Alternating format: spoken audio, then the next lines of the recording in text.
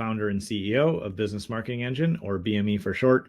And today we're going to talk about why ugly sales pages often outperform the Purdy pages, and why that is from a psychological standpoint, why that is from a marketing standpoint, and some actual real world examples of where I've seen a very ugly page far outperform a much more beautiful page.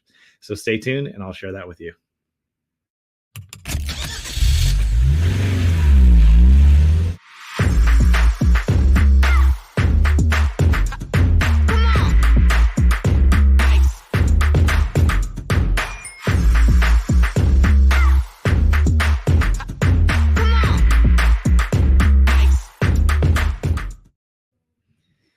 So all this week, like I've been sharing on the show, we are giving away free conversion rate optimization calls. Normally we charge at least $300 for those, but a CRO call is where we'll get on the phone with you, we'll screen share with you, we'll look at your website, your landing pages, anywhere where you're driving traffic. We'll take a look at those and give you the proven steps we've seen, in addition to that, ideas that we have that will help you increase your conversions and get more leads and results from it. So if you're interested in that, all you have to do is message me, CRO call, whatever platform you're watching this on, or if you're listening to the audio version, head over to businessmarketingengine.com, use the contact form there, and just ask to set up your free CRO call. I'd love to help you with that. So what we're talking about today is why ugly sales pages often outperform the Purdy pages, right? And I was watching a training from a friend of mine the other day, and he shared his landing page, and he's like, I tested all these different things, and this is the page I landed on.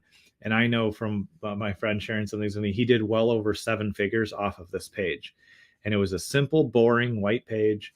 There was one video there, one headline, and an opt-in form. It looked like, if we look at all the beautiful marketing pages that we've probably all seen and created and been a part of, it looked like, a kid made this who didn't know anything about marketing. But my friend who knows a ton about marketing and has been massively successful tested different things and found that this one converted the best.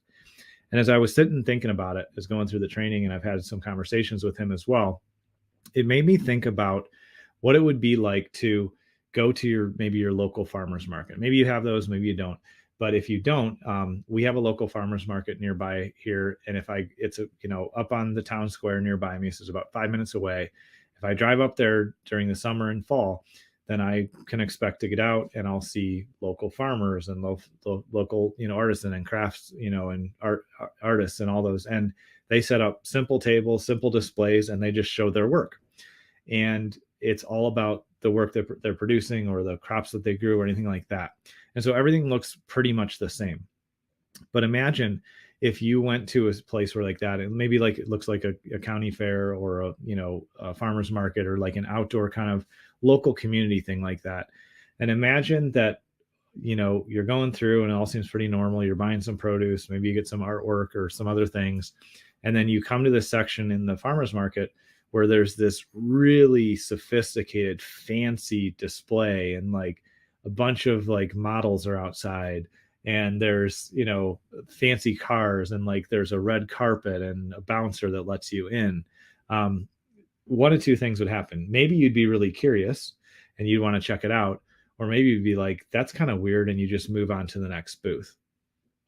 If you were the type of person that would just move on to the next booth and say, man, that doesn't really fit here, it's probably because the overselling actually created distrust. Because it didn't make sense for the context of the situation you're in, or just didn't really resonate with what you thought you were there to do. And you didn't know what was inside that display. You didn't know what they were selling, but it seemed really fancy and crazy, and you weren't sure what to do. If we look at like a display or a setup or a landing page like that oversells or overdoes it, there's times where we can actually diminish our marketing results because we're creating distrust. And part of our job in marketing is to create trust with people so they understand and value the products and services that we talk about and we're sharing. And so they're willing to take the next step in engaging and learning about those or even purchasing them. And so when I look at ugly sales pages, the reason that they can perform, the more beautiful, really sophisticated pages is because there's no red flags going up for the prospect about, man, somebody, this must be some really slick, crazy, expensive program, or there must be more to this than I'm understanding, because there's so much invested in this design and look and feel and videos and animation effects and all these things that ultimately become distractions. When I went to my friend's landing page, he was selling a simple process that showed you how to make more on a webinar. That's all I wanted to know. So I opted in and got it. I wasn't distracted by fancy backgrounds. There wasn't a super long sales page. It was really just straight to the point. And it's one of the things that I always encourage people to test when they're not sure what's going to work or not work, is to do a simple, ugly page that is just straight to the point and is not over designed or overthought, and compare it to a more designed, more sophisticated page. And then just let the data tell you the truth, because there's plenty of times where that ugly, simple page is going to outperform because it just works and people get straight to the point and they know what they're getting. There are other times too where that page is not going to perform as well as a really fully designed page with a bunch of information and a bunch of videos and a longer sales page. But what we don't want to do as marketers, as business owners, as entrepreneurs, is we don't want to assume that we always know what's best for our prospects.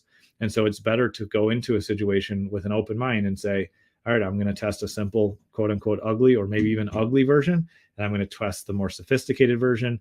Whatever it is, I'm willing to test and see what the market tells me the truth is.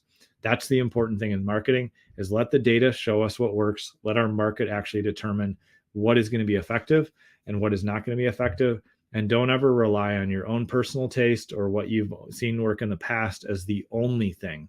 That can be a factor, but we really need to always open our mind up and say, what can we do to test and see the most simple approach that can get people to convert compared to the more advanced, sophisticated version? Let's do different things and actually let the audience tell us the truth. We always tell our clients here, we have opinions, we have ideas, we have things that we know have worked in the past, but end of the day, the market is right, and we're going to trust what they say. And we know that when they click through, when they opt in, and when we get great results from our campaigns. And I want to encourage you to do the same thing. So I hope that's helpful for you, to help you have a little bit different perspective on the things that you're putting out there. All of this week, we've been talking about destinations, because here at Business Marketing Engine, we help our clients build great destinations that convert. We help them create content that educates and attracts their clients, and we help them drive traffic.